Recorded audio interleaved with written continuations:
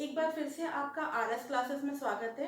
मैंने आपको इसके पहले वीडियो में इलेक्ट्रोमैग्नेटिक रेडिएशन की हिंदी के एक ट्रिक के बारे में बताया था कि कैसे आप एक स्पेक्ट्रम को, विद्युत चुंबकीय स्पेक्ट्रम को आप याद कर सकते हैं कि उसमें कौन कौन से रीजन है और कौन कौन से क्षेत्र उपस्थित हैं और उन क्षेत्रों के जो खोज करता है वो कौन है ना। मैंने आपको बोला था कि मैं हम इंग्लिश की जो ट्रिक है मैं आपको नेक्स्ट वीडियो में बताऊंगी। तो आइए देखते हैं। मैंने आपको सेकेंड ट्रिक बताई थी, वो थी rich man in London use extra gold coin.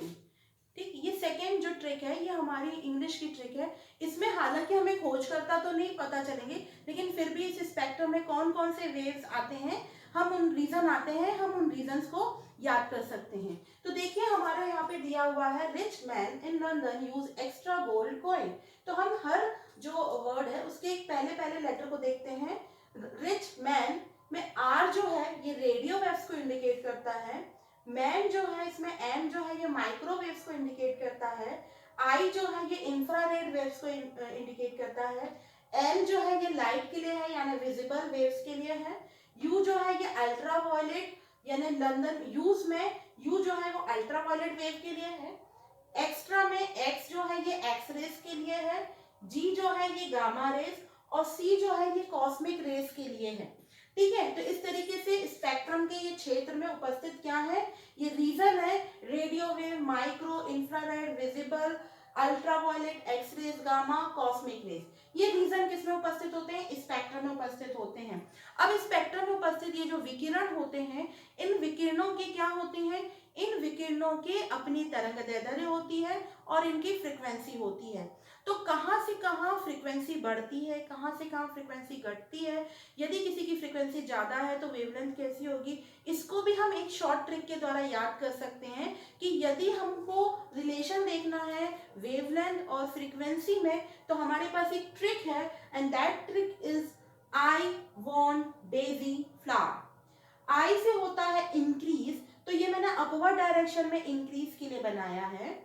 Then after मैंने आपको बताया यहाँ पे डेजी फ्लावर, तो डी फॉर डिक्रीज के लिए होता है, तो यहाँ पर मैंने डाउनवर्ड डायरेक्शन में क्या लिखा है, एफ से फ्रीक्वेंसी, डी से डिक्रीज। तो increase wavelength, W for wavelength and F for frequency. ठीक है, डिक्रीज फ्रीक्वेंसी, तो यदि वेवलेंथ इंक्रीज होगी तो फ्रीक्वेंसी क्या होगी, डिक्रीज होगी। तो ये जो है एक ट्रिक जिसके द्वारा आप क्या कर सकते हो, वेवलेंथ और फ्रीक्वेंसी को याद कर सकते। देखिए अब हम देखते हैं कि जो ये स्पेक्ट्रम अभी हमने देखा है इसमें रेंज है वो कहाँ से कहाँ तक जाती है ना। तो ये रेंज भी कैसे, आप स्पेक्ट्रम में जो क्षेत्र हैं उन क्षेत्रों को तो याद कर लिया आपने, उनके खोजकर्ता आपको याद हो जाएंगे। कैसे फ्रीक्वेंसी है, कैसे वेवलेंथ में रिलेशन है वो आपको याद हो गया ट्रिक के द्वारा। अब अपन ये देखते हैं कि जो ये रीजन है ना, ये जो हमने देखा था कि ये जो रीजन है ये कितने रेंज में है। तो अब हम रेंज ऑफ द स्पेक्ट्रम देखते हैं। देखिए ये जो रीजन स्टार्ट हो रहा है ये 10⁻⁻⁶ से 10⁻⁷ तक जाता है। यानी आपका रेडियो जो रीजन है, रेडियो वेव का जो रीजन है, मतलब रेडियो जो क्षेत्र है वहां से लेके गामा रेस तक जो स्पेक्ट्रम है इलेक्ट्रोमैग्नेटिक रेडिएशन का, ये 10⁻⁻⁶ से 10⁻⁷ तक है। और इसके लिए जो हम यूनिट देखेंगे वो है माइक्रोमीटर में, है ना, म्यू एम में देखते हैं माइक्रोमीटर में। ठीक, इसी तरीके से हम और भी इन फ्रीक्वेंसियों को याद कर सकते हैं। आप यदि एग्जाम में इनको लिखेंगे तो बहुत अच्छा रहेगा कि आपको इस तरीके से याद हो जाएगा। तो आप ध्यान रखिएगा माइक्रोमीटर, म्यू को बोलते हैं माइक्रोमीटर में। तो ये जो हमने रीजन ये लिखा है, ये जो स्पेक्ट्रम बनाया है ये माइक्रो रीजन की रेंज बता रहे हैं माइक्रोमीटर में, जो यूनिट है माइक्रोमीटर में, और ये एंगस्ट्रॉम में दी हुई है। तो हम दोनों को ही याद कर लेंगे, आपको जो कन्वीनियंट लगती आप लिख सकते हैं। वैसे कोशिश करिए कि अगर आप दोनों याद कर सके। तो देखिए गामा रेज है 10⁻⁻⁶ से 10⁻⁵ का जो क्षेत्र होता है ये गामा रेडिएशन का क्षेत्र होता है। इसके बाद 10⁻⁻5 से 10⁻⁻3 और 10⁻⁻2 के बीच का जो क्षेत्र होता है वो होता है एक्स रेस का। ओके, यहाँ पर एक्स रेस का रीजन होता है। 10⁻⁻2 के आधे क्षेत्र से लेके 10⁻⁻1 के यहाँ तक आप देखोगे ये यूवी रीजन होता है। फिर इन्हीं दो भी 10⁻⁻1 से 10⁻0 के बीच का जो रेंज होती है ये विजिबल रेडिएशन की होती है। इसके बाद आप देखेंगे 10⁻0 के मध्य से, मतलब 10⁻1 और 10⁻0 के यहाँ से जो 3 तक का क्षेत्र है ये IR रीजन का होता है।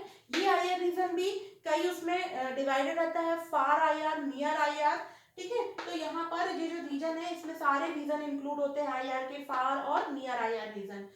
फिर 10⁻³ से 10⁻⁶ का जो रीजन होता है ये माइक्रो रीजन होता है। इसके बाद 10⁻⁶ से 10⁻⁷ या से थोड़ा सा आगे का जो रीजन होता है ये वो रेडियो फ्रिक्वेंसी का होता है, ठीक है। तो इस तरीके से आप ये माइक्रोमीटर में रेंज दी हुई है इलेक्ट्रोमैग्नेटिक रेडिएशन की, कहाँ से कहाँ तक होती है, तो आप इस तरीके से याद रख सकते हैं। 1-2 बार आप इसको बना बना के देखेंगे, आपको याद हो जाएगा। फिर आप इसको देख सकते हैं एंगस्ट्रॉम के टर्म में, ठीक है। ये दी हुई है वेवलेंथ, एंगस्ट्रॉम के टर्म में दी हुई है। हम देखेंगे रेडियो की जो रीजन होता है 3 × 10⁻13, 13 से स्टार्ट होता है, 3 × 10⁻9 तक जाता है। फिर माइक्रो रीजन जो होता है, रेडियो के बाद माइक्रो आता है, रेडियो के बाद माइक्रो में 3 × 10⁻9 से स्टार्ट होता है, 3 × 10⁻6 तक ये जाता है। फिर IR रीजन स्टार्ट होता है, ये 3 × 10⁵ से 8000 एंगस्ट्रॉम तक जाता है। इसके बाद आता है विजिबल रीजन। विजिबल रीजन में 8000 से 4000 एंगस्ट्रॉम के उसमें आता है। फिर आता है यूवी जो कि 4000 से 150 एंगस्ट्रॉम के वेवलेंथ का रीजन होता है। एक्सरे जो होता है ये 150 से 1 एंगस्ट्रॉम तक का जो रीजन होता है ये एक्सरे का होता है। गामा के लिए 1 से 0.001 एंगस्ट्रॉम तक का रीजन होता है और कॉस्मिक रेज के लिए 0.001 से 0.001 एंगस्ट्रॉम तक का जो क्षेत्र होता है ये कॉस्मिक रेज के लिए होता है। आप इसका एक स्क्रीनशॉट ले लीजिए। चलिए अभी जो हमने स्पेक्ट्रम यहाँ पे बनाया है, अब हम देखेंगे कि किस ऑर्डर में फ्रीक्वेंसी बढ़ेगी और कहाँ पर फ्रीक्वेंसी घटेगी। तो हमने देखा कि हमारा रेडियो वेव ये है और कॉस्मिक रेज ये है। तो जो सबसे ज्यादा यहाँ पर हमारे इसके आगे क्या रहता है, कॉस्मिक रीजन होता है, ठीक है। ये क्या होता है, कॉस्मिक रेज का होता है, ठीक। जनरली हम कॉस्मिक रेज को अवॉइड ही करें, बट यहाँ पे सबसे ज्यादा जो रहता है नहीं। तो हम क्या देख रहे हैं कि जो कॉस्मिक रेज है यहाँ की तरफ, यदि आप इसको इन दोनों का जो डायग्राम है ये बिल्कुल मैच करता है, आप देखेंगे कि जो रेडियो वेव होती है उसकी एनर्जी कम होती है और उसकी जो वेवलेंथ होती है वो ज्यादा होती है। डेफिनेटली अभी मैंने आपको बताया था ये रिलेशन कि यदि एनर्जी कम होगी तो वेवलेंथ ज्यादा होगी, है ना। तो हम देख रहे हैं यहाँ पर ये इंक्रीजिंग एनर्जी है, जैसे जैसे आप यहाँ से बढ़ रहे हो एनर्जी इंक्रीज होती जा रही है और वेवलेंथ क्या हो रही है इसी डायरेक्शन में। मैंने वन वे इसलिए लिया ताकि आप कंफ्यूज ना हो। इंक्रीजिंग एनर्जी है, एनर्जी इसी क्रम में इंक्रीज हो रही है, रेडियो की, फिर माइक्रो की, फिर IR की, फिर visible, then UV, then X ray, then gamma ray, then cosmic rays की एनर्जी ज्यादा होगी। एनर्जी और फ्रीक्वेंसी रिलेटेड है, एनर्जी ज्यादा है, फ्रीक्वेंसी ज्यादा है। इसके अपोजिट में क्या होता है, वेवलेंथ। वेवलेंथ क्या होती जाएगी, डिक्रीज होती जाएगी। जैसे जैसे एनर्जी बढ़ रही है वेवलेंथ कम होती जाएगी, ठीक है। आप देखिए यहाँ वेवलेंथ ज्यादा थी, फिर थोड़ी सी कम हुई, फिर थोड़ी सी कम हुई, फिर थोड़ी सी कम हुई। इस तरीके से इसमें क्या होगा, एक रिलेशन होगा। हम देखते हैं कि जैसे जैसे हम बढ़ते जाएंगे तो क्या हो रहा, वेवलेंथ डिक्रीज होती जा रही है, फ्रीक्वेंसी इंक्रीज होती जाएगी, एनर्जी इंक्रीज। तो यदि आपने इसको याद किया है तो आप ये डायग्राम भी बहुत अच्छी तरीके से आप इसको एक्सप्लेन कर सकते हो, है ना। तो आपको बार बार आप डायग्राम बना के एक जगह रख लोगे, यदि आपसे क्वेश्चन भी आता है, कोई कॉम्पिटिटिव एग्जाम में भी पूछा जाता है, तो यदि आपके माइंड में ये डायग्राम है तो आप बहुत इजीली बता सकते हो। आई होप कि यहाँ समझ में आया होगा आपको। चलिए अब आगे देखते हैं कैरेक्टरिस्टिक। चलिए अब देखते हैं विद्युत चुंबकीय स्पेक्ट्रम के गुण। तो पहला आता है तरंग दैर्ध्य, है ना। तरंग दैर्ध्य जिसको अपन बोलते हैं वेवलेंथ। अभी तक अभी हमने वेवलेंथ वेवलेंथ वेवलेंथ बोला था, लेकिन वेवलेंथ होती क्या है। जब कोई तरंग प्रोपोगेट होती है तो क्या करती है, श्रृंग, जो इसका मैक्सिमा होता है इसको बोलते हैं श्रृंग, और जो इसका मिनिमा होता है इसको बोलते हैं गर्भ, यानी क्रस्ट और ट्रफ बना के चलती है ना। इंग्लिश में बोलते हैं क्रस्ट और हिंदी में बोलते हैं ट्रफ। तो जो मैक्सिमा होता है उसको क्रस्ट यानी श्रृंग बोलते हैं और जो मिनिमा होता है उसको गर्भ यानी ट्रफ बोलते हैं। तो जब ये प्रोपोगेट होती है इस तरीके से, तो प्रोपोगेट होते समय ये आप देख रहे हैं कि क्या कर रही है, इस तरीके से श्रृंग और गर्त बनाते हुए चल रही है। तो दो क्रमागत श्रृंगों के बीच की दूरी, या हम कहें दो क्रमागत गर्तों के बीच की जो दूरी होती है, इसे हम कहते हैं तरंग दैर्ध्य और इसको रिप्रेजेंट करते हैं लैम्डा से। आ रहा समझ में? दो क्रमागत शंखों की दूरी, दो क्रमागत गर्तों के बीच की दूरी जो होती है इसको अपन कहते हैं तरंग दैर्ध्य और इसको हम लैम्डा से प्रेजेंट करते हैं। तरंग दैर्ध्य को हम मेजर करते हैं 1 एंगस्ट्रॉम इज इक्वल टू होता है 10⁻⁻8 सेंटीमीटर। ठीक है, तो इस तरीके से हम तरंग दैर्ध्य को बता सकते हैं। अब दूसरी जो डेफिनेशन है, दूसरा जो गुण है वो है आवृत्ति।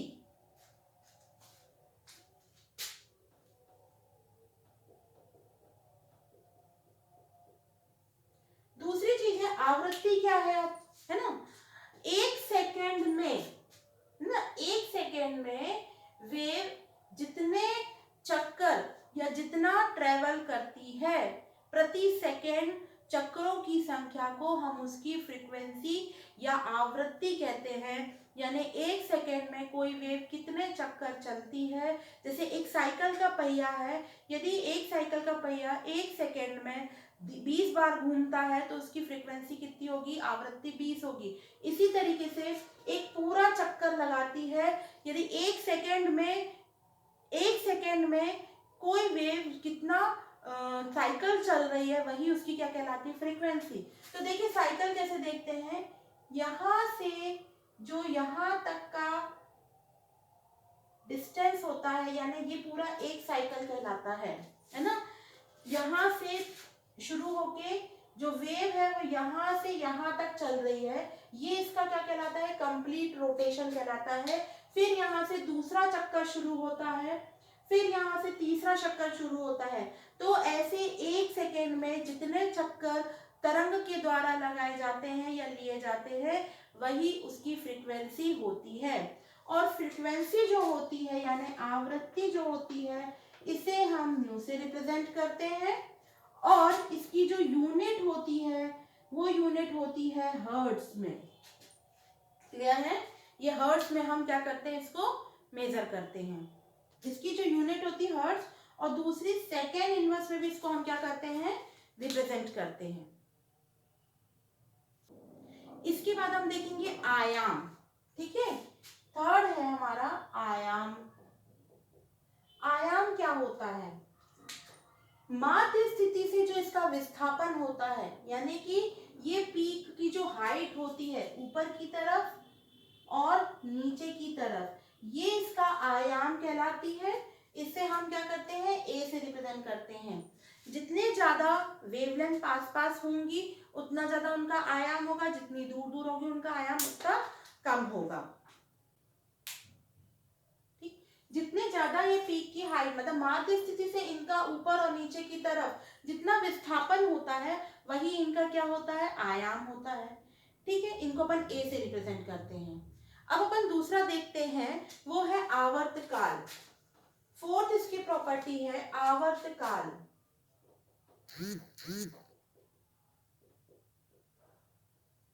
ठीक है, फोर्थ प्रॉपर्टी है आवर्तकाल या इसे अपन बोलते हैं टाइम पीरियड।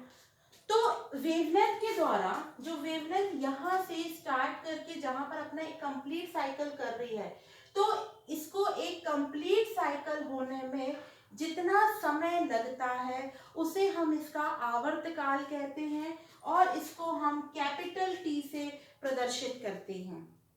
आया समझ में? इसके बाद हम देखते हैं तरंग संख्या। फिफ्थ है हमारे पास तरंग संख्या, जिसे अपन बोलते हैं वेव नंबर। वेव नंबर जो है ये तरंग दैर्ध्य का व्युत्क्रम होता है। आ रहा समझ में? वेव नंबर जो है ये तरंग दैर्ध्य का व्युत्क्रम है और वेव नंबर को, तरंग संख्या को न्यू बार से रिप्रेजेंट करते हैं, न्यू बार से रिप्रेजेंट करते हैं और nu bar is equal to होता है 1/λ। तो जो लैम्डा है इसकी यूनिट क्या है, एंगस्ट्रॉम है। तो जो तरंग दैर्ध्य होता है इसके लिए हम यूनिट देखेंगे तो ये क्या होगा, रेसिप्रोकल ऑफ द वेवलेंथ यानी तरंग दैर्ध्य का व्युत्क्रम होगा। ठीक, तो इस तरीके से हमने देखा तरंग संख्या। अब अपन देखेंगे वेग क्या होता है। तो नेक्स्ट है हमारा वेग। वेग जो है ये तरंगदैर्ध्य, इसको अपन v से रिप्रेजेंट करते हैं। v इक्वल्स टू तरंगदैर्ध्य और आवृत्ति का जो गुणनफल होता है इसे हम कहते हैं वेग। ठीक है, वेलोसिटी तो आपको पता है मीटर पर सेकेंड, इसमें अपन रिप्रेजेंट करते हैं, तो ये वेलोसिटी है। तो v इक्वल्स टू होता है तरंगदैर्ध्य और आवृत्ति का गुणनफल। इसके बाद हम देखते हैं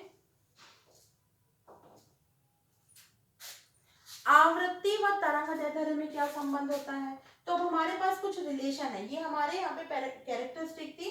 अब देखेंगे हम आवृत्ति व तरंगदैर्ध्य में क्या संबंध होता है।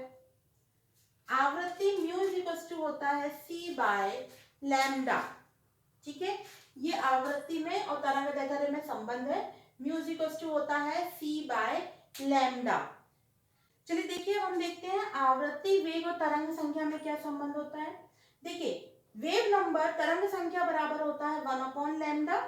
इन दोनों में रिलेशन देखा था। लैम्डा इज इक्वल्स टू क्या होता है, c/न्यू होता है। और यदि हम लैम्डा की वैल्यू यहाँ रखेंगे तो आप देखेंगे nu bar is equals to 1/c into c by mu होगा। जब ये आप इसको ऊपर लेके जाएंगे तो 1/1 इंटू ये जो डिवाइडेड वाली टर्म ऊपर जाके मल्टीप्लीकेशन में हो जाएगी, तो क्या हो जाएगा 1 इंटू म्यू बाय सी। तो हमको क्या मिलेगा, फाइनली हमारे पास ये एक्सप्रेशन आएगा mu bar is equals to mu by C. और यदि क्रॉस मल्टीप्लीकेशन कर देंगे तो हमें क्या मिलेगा, म्यू बराबर सी म्यू बार। तो ये एक रिलेशन आ जाता है हमारे पास, और इससे हम कुछ न्यूमेरिकल्स वगैरह सॉल्व करना है उसके लिए हमारे लिए इंपॉर्टेंट है। तो ये हमारा ईएमआर स्पेक्ट्रम का जो हमने अभी तक देखा था कि इलेक्ट्रोमैग्नेटिक रेडिएशन क्या होती है, इनके क्या गुण है। और स्पेक्ट्रम में ट्रिक देखी थी हमने, 2 तरीके की ट्रिक देखी कि स्पेक्ट्रम में कौन कौन से रीजन होते हैं, उन रीजन को याद करने की हमने ट्रिक्स देखी। फिर हमने इसकी कैरेक्टरिस्टिक देखी हुई है। आशा करते हैं आपको ये अच्छा लगा होगा। प्लीज सब्सक्राइब करिए और बेल आइकन पर आप क्लिक करिए। आगे मैं आपको और भी वीडियो प्रोवाइड करती रहूंगी। Thank you.